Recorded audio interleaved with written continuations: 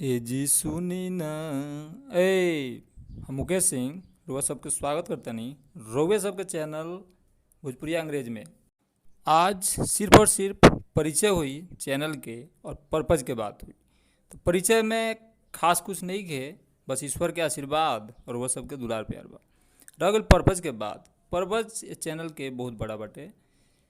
एकरा खातिर रुआ सबके सपोर्ट चाही और जौन अगिया हमारा भीतर लागल बाटे वो अगिया के भड़कावे के ताकत पैदा करे के बाटे, जवना से कि फिर से हमने उस संपूर्ण भोजपुरिया समाज के गरिमा वापस दिलावल जा सके और पुनः वही पद पर प्रतिष्ठित कल जा सके जौन की हमने के पूर्वज रखले रहे।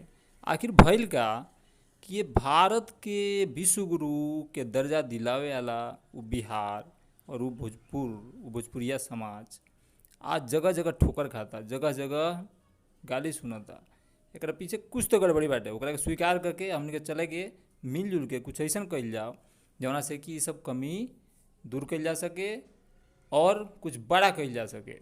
और वही में से एगो बहुत ही बड़का स्तंभ एजुकेशन में कुछ हमारा कमी लागल, जौना में सुधार करे के संकल्प हम ले बानी। और ये चैनल के माध्यम से बिल्कुल फ्री भोजपुरी से अंग्रेजी सिखावे के एगो पढ़ बा हमर, तो ओके पूरा करे में सहयोग करी और चैनल के ज़्यादा से ज़्यादा सब्सक्राइब कराई और ख़ुद करें भी और शेयर भी करें वीडियो सबके, ताकि खेत में काम करे वाला लोगन के भी सपना में अंग्रेजी बाधा ना आ पावे और वो लोग भी अपना मार्केटिंग इंटरनेशनल लेवल पर कर सके।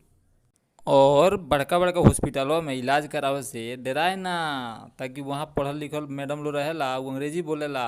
तो ये सब डर के दूर भगावे के और एगो नया ताकत एगो नया जुनून के साथ मिलजुल के कुछ बड़ा करे के। तो आज के वीडियो में बस इतना ही और आप सब समझ ही गए लोग हैं। सो अंत में आप सब बड़ बुजुर्ग के पाँव छू के प्रणाम और छोटकन के बहुत सारा प्यार। So thanks for listening and watching. See with next video. Thank you so मच।